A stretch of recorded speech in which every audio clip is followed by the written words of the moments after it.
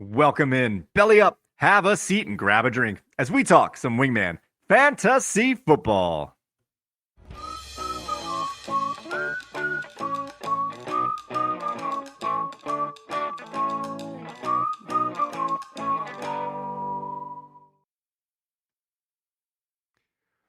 Welcome into another edition of Wingman Fantasy Football, the League Podcast. I'm your host, Michael Furley, and as always, I'd like to thank all of you, or any of you who may be watching or listening to today's show.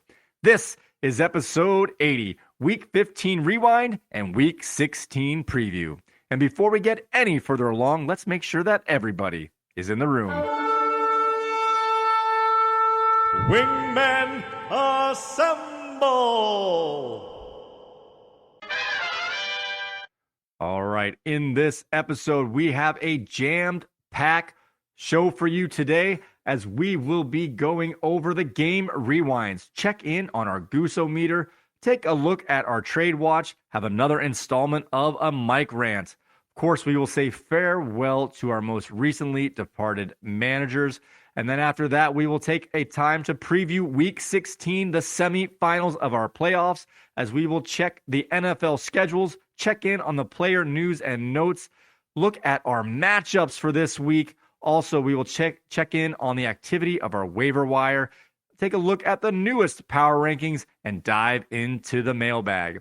But before we do any of that, let's check in on the themes for this past week. This past week was the first round of our playoffs, and it was win or go home. But unfortunately, the Ravens were not enough. All right, guys, let's check in on the Week 15 Rewind. Let's go back.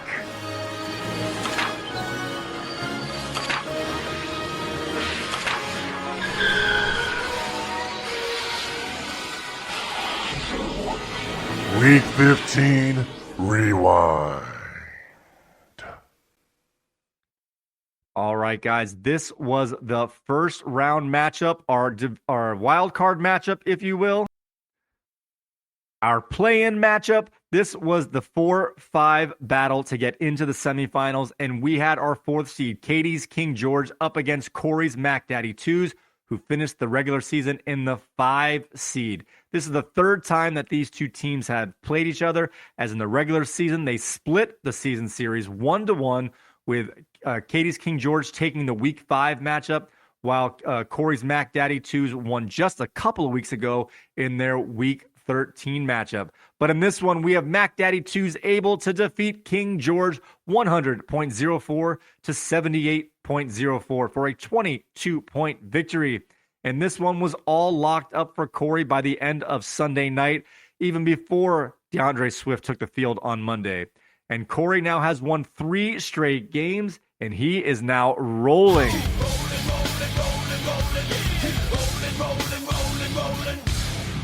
All right, let's see what top performers propel Kory to this playoff victory, as he had freshly acquired Ty Chandler put in his lineup, played on the Saturday game, and he showed out, getting 23.2 points. And Deebo Samuel. Who? Deebo Samuel keeps chugging along, as he has 19.9 points last week, and he is chugging along on that train. And his fellow train rider, CeeDee Lamb, got a garbage touchdown to ensure that he stayed on the rails, as he got 15.1 points. That is now 9 straight games for CeeDee Lamb with over 13.5 points. As for the duds for Mac Daddy 2s, he had Saquon Barkley could only get 4.7 points. He did have some strong players that were on his bench, as Chris Godwin out of nowhere scored 20.5 points, but however on the bench. And Devin Singletary, who keeps kind of playing nice in the end of the season here, had 19 points on the bench. As for Katie's King George, she had some strong players, although it wasn't enough in a team effort, as she had Lamar Jackson get 20.54 points. He's heating up. Also, Arizona running back James Conner had a nice game at 16.4 points. He's heating up. And newly acquired Justin Tucker had a nice game of 12 points, and he is chugging along, as he has had 4 or more games in a row with 10 or more points.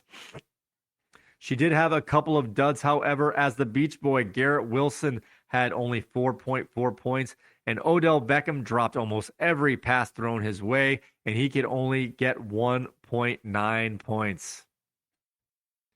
She did have one strong player on her bench as Deontay Johnson of the Steelers scored 14.2 points. He's heating up!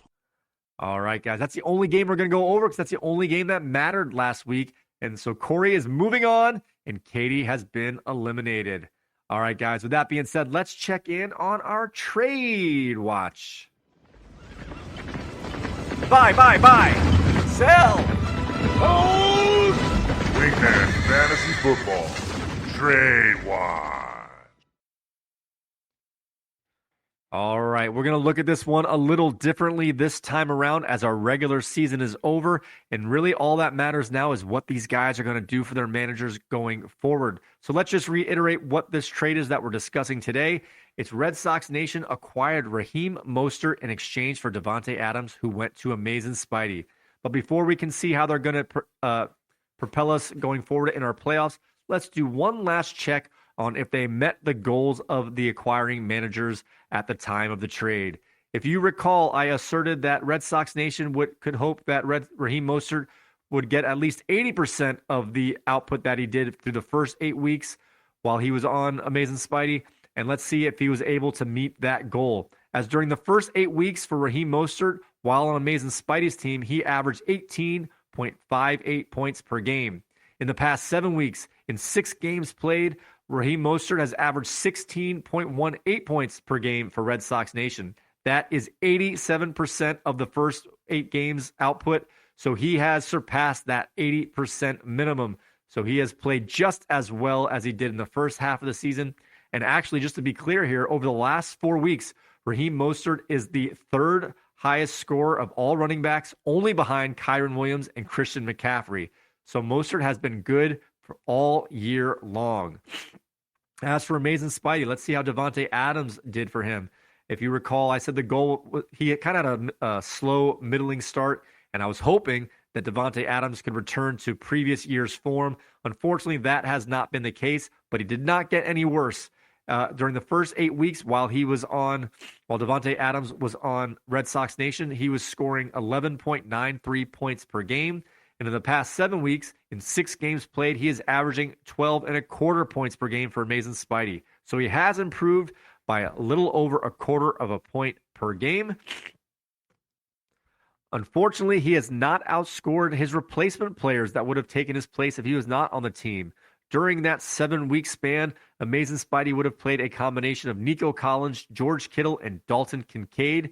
And I took the points for these players. Like there's some times where I played Kittle over Nico Collins, so I did not put Nico Collins points in those games. So in those replacement games with Nico Collins, George Kittle, and Dalton Kincaid, they have averaged 12.39 points. So the replacement players have averaged about 0.15 points better than Davante Adams. So overall, this position has scored between 12 and 12.5 points per game. So Adams has not improved Amazin Spidey's team in this regard. And if you want to go straight head to head, like I said, Mostert has averaged 16.18 points since being acquired by Red Sox Nation, while Davante Adams has scored 12.25 points since being acquired by Amazin Spidey. So Red Sox Nation has gained almost 4 points per game in this deal. But if you recall, Amazin Spidey did a hedge trade picking up Derrick Henry for Justin Herbert. And during the last 4 weeks, Henry has averaged 16.3 points, taking the hit off in half. So Amazin Spidey has now lost 2 points per game with this deal. And so the way I look at it, in a way, I lost 2 points for the chance to get Davante Adams returning to glory. It did not happen. But again, this doesn't really matter what's happened in the past because they are where they are right now. So if Davante Adams can have a big game in these next 1 or 2, preferably this one first, it'll make it all worth it. If not, we will revisit this as the playoffs come to a close to see if this trade really helped these managers. We already know it helped Red Sox Nation in the regular season take home the number 2 seed and get a regular season payout. Amazin Spidey would have been the 1 seed regardless. So now it's time to see how these players will help their managers in the playoffs. All right, with that being said, let's get into a new installment of a Mike Rant. Baby Rant. Karen Rant. Monty. I don't care whose fault it is. I'm going to tell you exactly what I think. Mike Rant. All right, so this one's going to sound a little weird, but my rant today is Christmas Day. All right, what do I mean by this? NFL is encroaching on Christmas Day. I know last year Christmas was on a Sunday, so it made sense. But now you're overreaching, NFL. We've got 3 NFL games on Christmas. This used to be the NBA holiday, and NBA games are so nice for Christmas Day. You put them on in the background. When your favorite team's playing, you pay a little more attention during that game. But if they lose, no big deal. It's just a regular season game. But now we've got 3 NFL games, and then the last 3 games of the week with high pressure, high anxiety, as we're going to be either not paying attention to our fantasy teams in high pressure games, or we're going to be paying attention to the NFL games and ignoring our family and friends and food. This is just, it doesn't mix. I know you're trying to get NFL and all these holidays, but some things just need to be low key. Family time, joyful time, not pressure and anxiety. I don't like it. I don't like it at all. Even without the anxiety part, we're going to have at least 2 of our managers in the semifinals are going to be upset and grumpy on Christmas. 2 might be happy, but that's 50% of our managers that have games on that day are going to be in a bad mood when they're supposed to be in a joyful mood. So my rant is the NFL for overloading Christmas with too many important NFL games. All right, now it is time to send off our most recently eliminated manager. This one goes to Katie's King George, as she was eliminated last week in her being defeated by Kory's Mac Daddy 2s. She started off the season hot, 6-1, but the injuries just were too much and they caught up to King George. Let's just go through them to show you how tough her season was this year. She had Aaron Rodgers get hurt in the first game of the season on the second play. Sure, she didn't have Aaron Rodgers, but it quashed her breakout season that Garrett Wilson was supposed to have. Ugh. That same week, Aaron Jones came out of the gate gangbusters, getting 25.5 points in week 1, but he left the game at the end with a hamstring injury, and ever since that point, he was 1 game in, 2 games out. Questionable, perpetually questionable, and he had a subpar year. Tough break for Aaron Jones. Then, her number 1 pick, her only player who was playing good every week, Justin Jefferson, pulled up lame in week 5 and missed 7 weeks, leaving King George to fend for herself. And she still did okay. She plugged in the holes with James Conner, who then quickly got hurt himself. Then Brian Robinson was getting points on the bench, and when she finally needed to use him for points, he got hurt and has now missed 3 games. And CJ Stroud also is going to miss 2 games. Injuries. She battled back as long as she could, but in the end, it was too much. All right, guys. Now that we have finished our rewind portion for the Week 15 part, we are going to get into the preview for Week 16, but we will do that right after a very short break.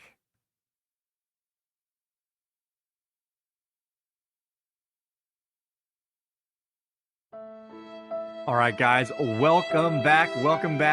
All right, in this part of the show, in our Week 16 preview, we will check in on the player news and practice reports, go over this week's playoff matchups, check in on the activity of our waiver wire, see who is on top of the newest power rankings, and of course, we'll dive into the mailbag. But before we do any of that, let's set the slate for the prime time and holiday games for this busy and extended NFL weekend. All right, let's check in on our news and notes. All right, guys. Once again, be reminded that we have no teams on bye this week, nor for the rest of the season. So unless your player is hurt, they will be available to be in your lineup. Let's set the schedule for the prime time and holiday games. On Monday, Christmas Day, we have 3 games, as we have the Baltimore Ravens heading to the West Coast to take on the San Francisco 49ers at 8:15 p.m. And this is a matchup of the two top teams in the entire league, the current number one seed of each conference, and a potential Super Bowl preview. Also on Monday night, we have the New York Giants taking on a division foe of the Philadelphia Eagles at 4:30 p.m. And while the wrapping paper is still all over the floor, we have the Las Vegas Raiders will head over to Arrowhead to clash with the Kansas City Chiefs at 1 p.m. Eastern Time. On Sunday night, we have the New England Patriots will try to give the Broncos a lump of coal and spoil the Broncos' playoff chances to make the playoffs as they play in Denver at 8:20 p.m. And also, there were two games this Saturday. We had at 8:15 p.m. on Saturday, the Buffalo Bills took on the LA Chargers in a game that no one saw on TV because this one was being exclusively offered on Peacock. Just click on this barcode up in the corner, right? I will not be coerced to get a new app or subscribe to a new service. I was perfectly fine listening to the Gabe Davis long touchdown bomb on the radio. Screw you, Peacock. And for the early game that was on Saturday, we had the Cincinnati Bengals making their way to Pittsburgh for a scuffle with the Steelers. And of course, with Christmas just around the corner, we had to have Mason Rudolph help guide the Steelers to slay the Cincinnati Bengals in a holiday special. And on this past Thursday night, we had the New Orleans Saints Nick rumble with the Rams in L.A. Hakuna Matata. Now for some other player news and practice reports.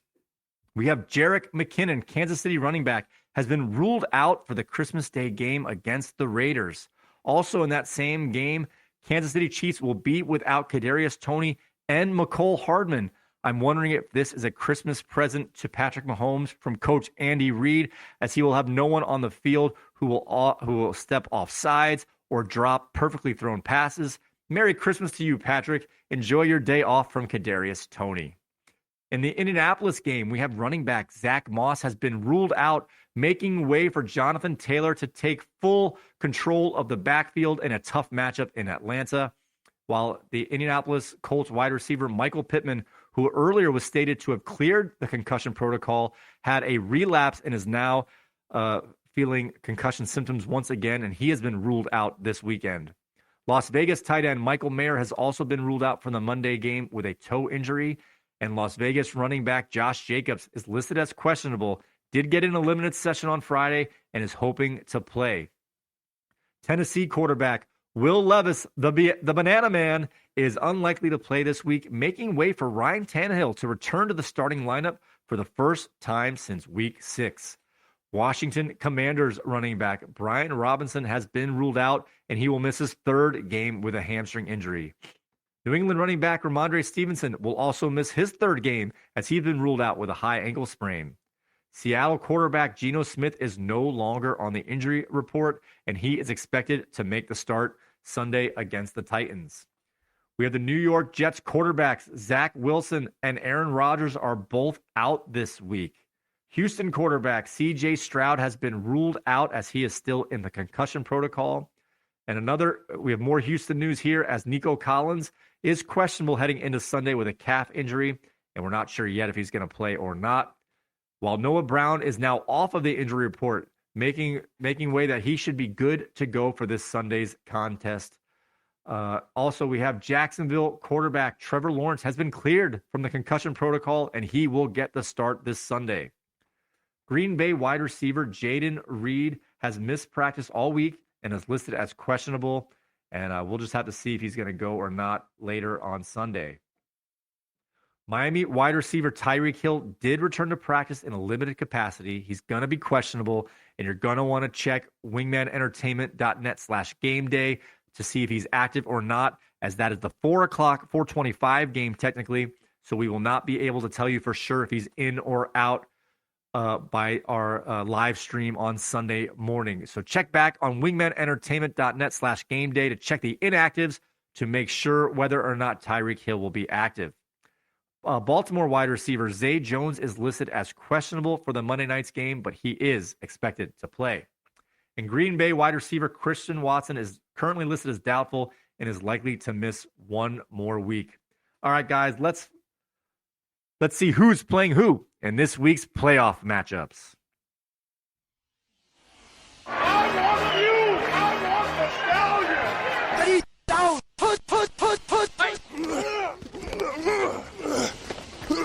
This week's matchup. All right, guys, and this week we are going to start off with our consolation bracket. These are our 4 teams trying to vie for 7th place.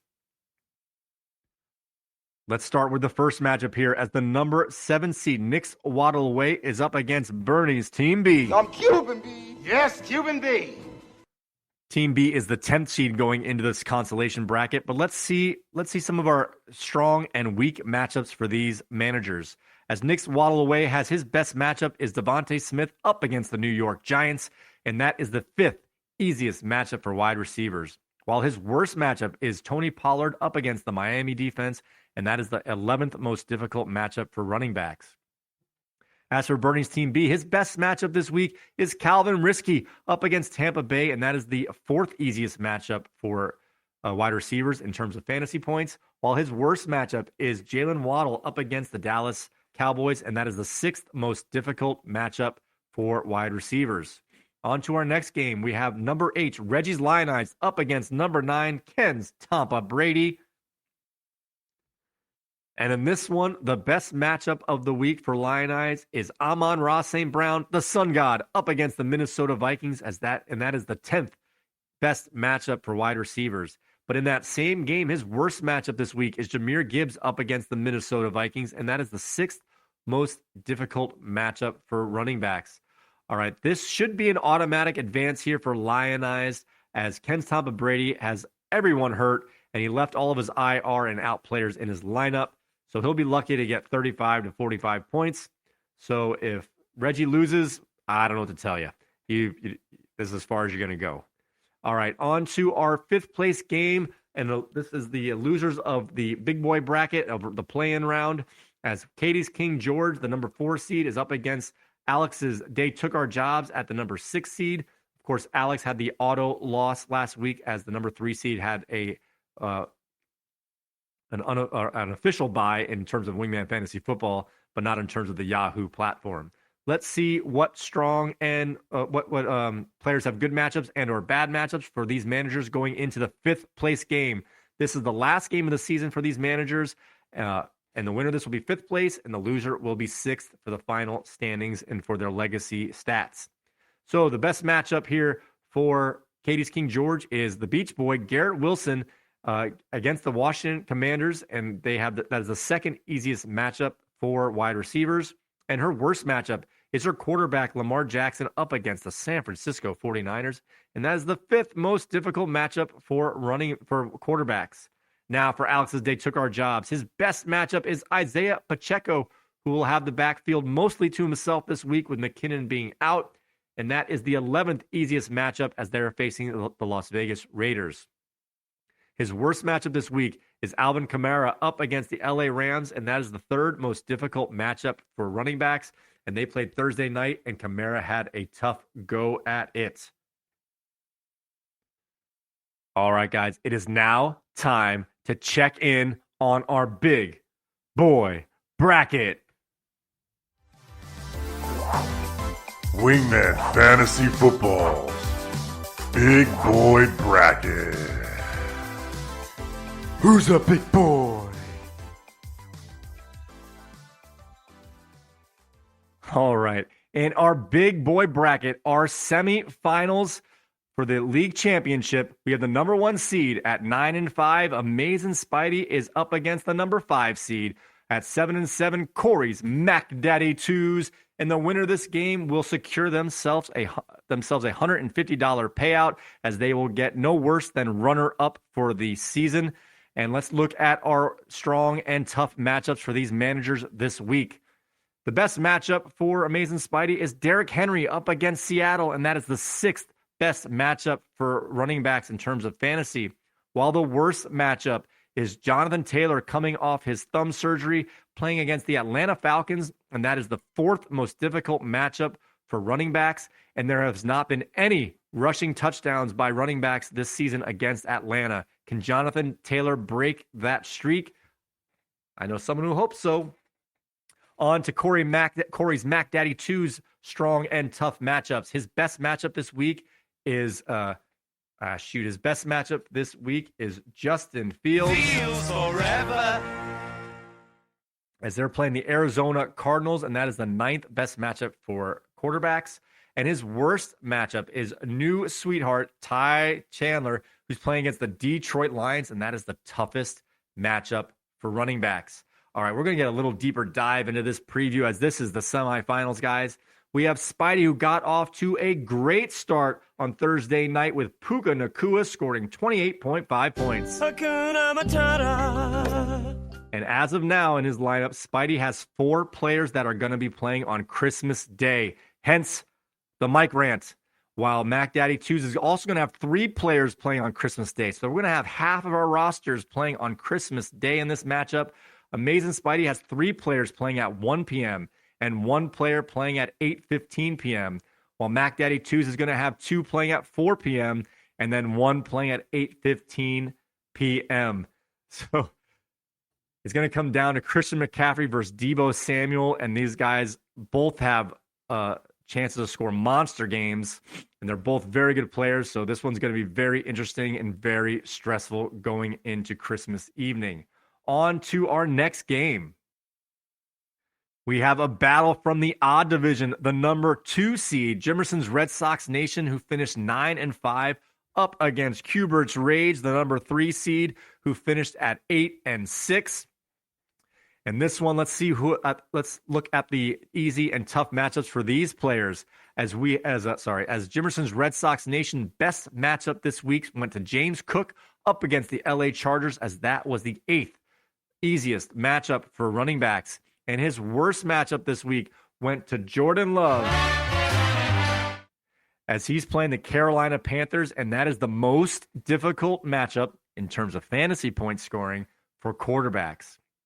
Now for Cubert's Rage, his best matchup is Stephon Diggs against the LA Chargers, and that's the 3rd easiest matchup for receivers. So one of the Buffalo receivers is going to have a great game. Let's see if it's going to be Stephon Diggs, maybe Gabe Davis. Let's see. Well, who knows? And the worst matchup is Travis Kelce up against Las Vegas, and that is the 16th most difficult matchup. So as you can see here, his most difficult matchup is right in the middle. So he has no super hard matchups this week. Now let's look at this game a little more in depth. The initial projections for this game was a virtual tie, with Cubert's Rage heading into Thursday with a mere 0.10 point advantage. However, Red Sox Nation got off to a strong start on Thursday night as he released the Kyron. Release the Kraken. As Kyron Williams was able to score 16.4 points on Thursday night, but even that was under his projection, as Yahoo projected him to have over 17 points. And this matchup is quite different from the other matchup on the other side of the bracket here in relation to which players are playing in which days, as these managers will have almost all their players done by the end of the 4 o'clock games on Sunday. And these managers also had, they would have 3 players done by the end of Saturday night, as Red Sox Nation had 2 players join in Kyron Williams' party, as he had T. Higgins play on Saturday, and T. Higgins scored 22.5 points, taking advantage of the absence of Jamar Chase. And James Cook underperformed on the Saturday night game, scoring only 7 points in a plus matchup. While Cubert's Rage had a trio of Buffalo Bills. Can you pay my bills? Can you pay my telephone bills? Do you pay my automobile bills? If you did, maybe we could chill. Bills. In an amazingly soft matchup up against the nosediving Chargers in LA. But Josh Allen came through, as he was responsible for 3 touchdowns, including 2 rushing touchdowns, and scored just under 27 points. While his kicker Tyler Bass hit the game-winning field goal with just under a minute in regulation, but could only get a total of 6 points for a mediocre game from his end. And Stephon Diggs keeps on struggling, as he only scored 5.4 points in a super plus matchup. And as of now, there's only going to be one player left to play on Christmas Day in this matchup, as Travis Kelce will be playing on Monday for Paul. So like I said before, there'll be only one player who won't wait. So all but one player will be done in this matchup by the end of the 4 o'clock games on Sunday. So they will have a great idea of how the game is going to go during their Christmas Day, while the Mac Daddy 2s versus Amazin Spidey will have everything up in the air on Christmas Day. Red Sox Nation in his matchup has 2+ matchup players, with Cooks versus the Chargers and the Chicago defense versus the Arizona Cardinals.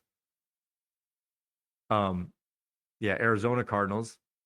But he already had one player underperform in a plus matchup. But he's got 4 negative matchups. This is Red Sox Nation I'm speaking of.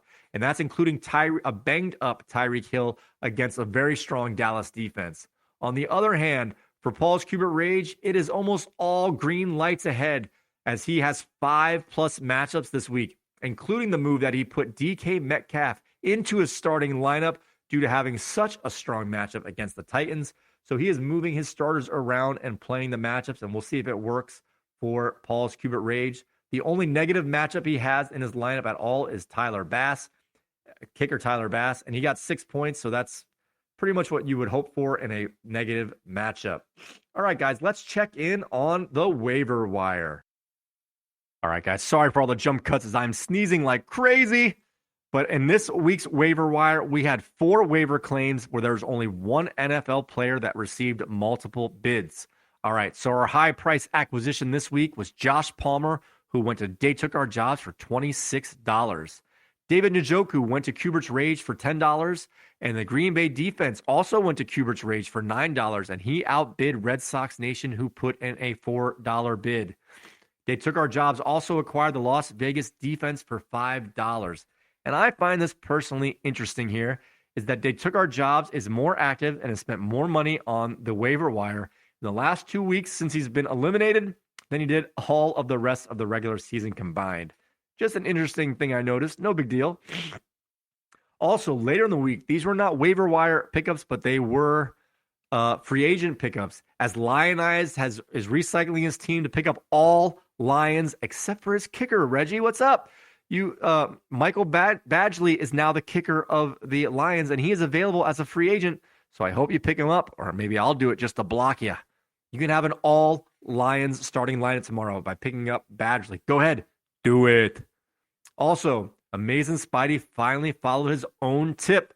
He gave everyone a chance, but he made the move to pick up a kicker, Graham Gano, who is on the IR, to open up some roster flexibility going into the throughout the playoffs. All right, guys, let's take a look at our most updated power rankings. I have the power! By the power of Grayskull. I'm living in it, no one man should have all that power.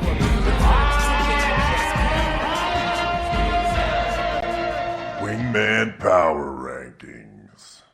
All right, guys, the updated power rankings. Here we go. We have Amazin Spidey is still at top of the power rankings, followed by Kubert's Rage, who made the move into second.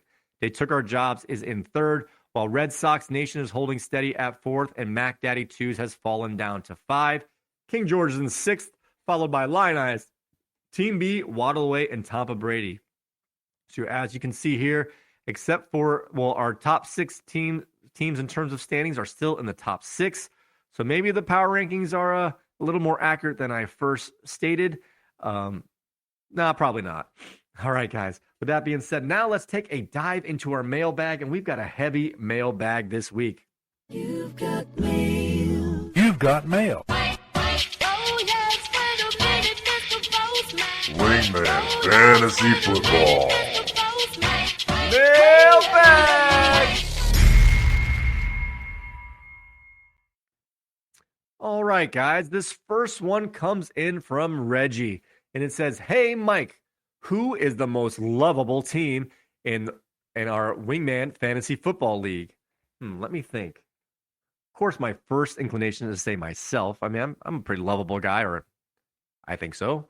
But if I really had to think about it, I'd have to say it is Lionized, a team that started off 0-5, went on a 6-game winning streak, that plucky Lionized, and now they're picking all Lions to play in their lineup for their consolation bracket. I mean, who doesn't love that? A team who started off was an underdog, came back, fell just short, and is now having fun.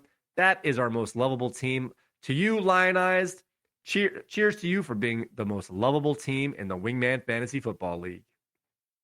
All right, our next question here comes in from Alex. It says, "What's up, Wingman? Why did my lineup change? I should have advanced past the first round of the playoffs and into the semis." So, for all of you out there who weren't aware, Alex's They Took Our Jobs was 6th place, and Yahoo does not have a setting to have only 5 playoff teams. And because our league was only 10 teams large, we had a cutoff of 5 teams who made the official playoff bracket.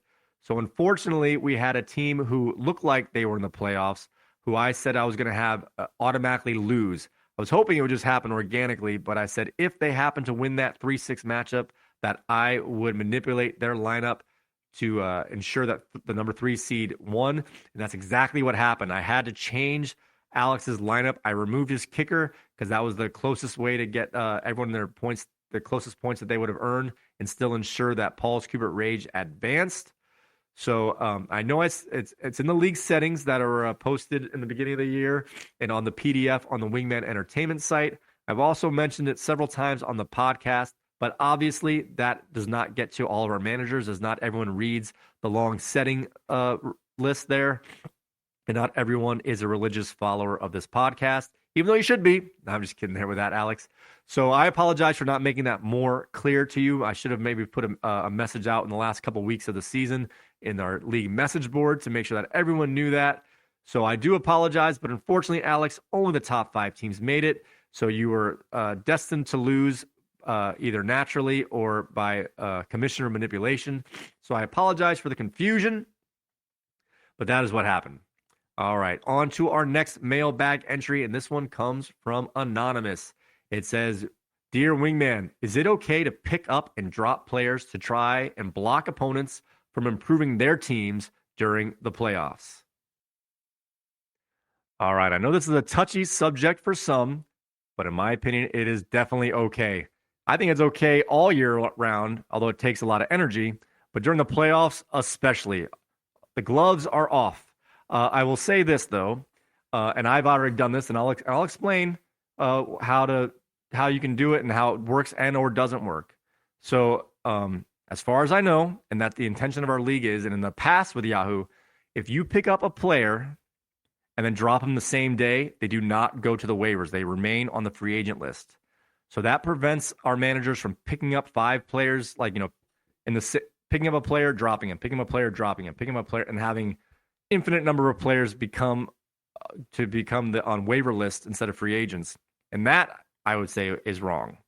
But being that there are safeguards in our league where so in order to have a player be eligible to be dropped onto waivers, they have to be on your roster for a day. Now, it doesn't have to be 24 hours. They just have to be picked up, for example, on a Thursday. And if they're dropped on a Friday, they will then go to waivers. So in this instance, I picked up, just for an example, I picked up Gabe Davis because I thought he had the potential to have a strong game, and I don't know if anyone's going to pick him up. I don't think anyone would have, but I definitely didn't want that potential boom bust points coming to haunt me. So I picked him up on Thursday. He was available since Wednesday, so he was out there for a day and a half before I even picked him up. So I picked him up for free. I waited. I could have dropped him Friday because his game was Saturday, and he would have been ineligible, but I held on to him until, I think, Saturday. But nonetheless, and then I dropped him because I wasn't going to play him, and now he was going to go to waivers, and he was ineligible to be picked up by anybody else. I did the same thing with that drop. I picked up Evan Ingram because I thought he had a chance to have a good game on Sunday, but he's been on my roster since Saturday. I will drop him on Sunday, and that'll keep him unavailable for someone to pick him up. Now, the tricky part is picking up guys, before the 1 o'clock game, then dropping them once the game starts, picking up guys before the 4 o'clock game. But even if you do that, those guys are available. All these guys I've been picking up have been on free agent lists, for example. So if you really wanted Evan Ingram, you had 5 days to pick him up. It's up to you. No one's waiting for you, right? So I know that's me with a little bit of tone here, but overall, the idea is it is definitely okay to pick up and drop players to prevent your managers from improving their teams. Sometimes it backfires, so it's not. I mean, it doesn't always work. It takes a little strategy of when to pick them up, how long to hold them, and when to drop them, so they're truly unavailable to be picked up by your opponents. So, if I would have picked up Gabe Davis on Wednesday and dropped him Thursday, he would have been available again for Saturday. So you've got to hold on to him long enough or let go of them late enough so that they will be unavailable to be picked up for their game days. So with that being said, like I said, yes, it's okay. Do what you got to do to get through the playoffs, and that is how you do it. And I would say the most ethical and fair way. I mean, everyone's got a chance to get these guys. All right. So I think we're done with the show, guys. That was the end of the mailbag, right? So I would like to thank all you guys for watching and or listening to another episode of Wingman Fantasy Football, the League Podcast. I apologize so much for getting these out erratically and or late. I don't know if you're going to watch this tomorrow or not early Sunday. We will be doing a live stream again on Sunday at approximately 11:50 to go through the ins and outs on Christmas Eve here. So join me on Christmas Eve morning, and we're going to do a little different here since most of the news and notes on this episode is going to match that. We are going to do a live Q&A. So I'm going to have the chat bubble up for me, and just go ahead and send your chats in there, and I will address your chats on the live stream, so we can have a little back and forth as we head into a very stressful but a joyful weekend. With that being said, guys, so you can find us easily on Apple Podcasts, Spotify, TuneIn Radio, Google Podcasts, and YouTube Music. Just search Wingman the League for those platforms. If you want our video feeds, go ahead and go to wingmanentertainment.net/podcasts. And you can also find our video feeds on on our YouTube channel at youtube.com/@wingmanfantasyfootball. Wow, excuse me. I just totally got something in my throat there. I apologize for that. All right. So if you want our video feeds, go to youtube.com/@wingmanfantasyfootball and go ahead and join us Sunday morning at 11:50 a.m. as we go over our ins and outs, talk a little bit of our playoff stresses and anxiety, have a little live chat back and forth. I want to say thank you as we are now up to 8 subscribers. So while you're there, just go ahead and subscribe, click your notifications. And if you leave a comment on any wingmanentertainment.net page or our YouTube page, we will get that comment and or question into our next mailbag segment. With that being said, guys, I want to wish you all a very Merry Christmas, Happy Holidays. We'll see you tomorrow. We'll check back before the new year. May your glasses be full, your mugs stay frosty, and we will see you next time.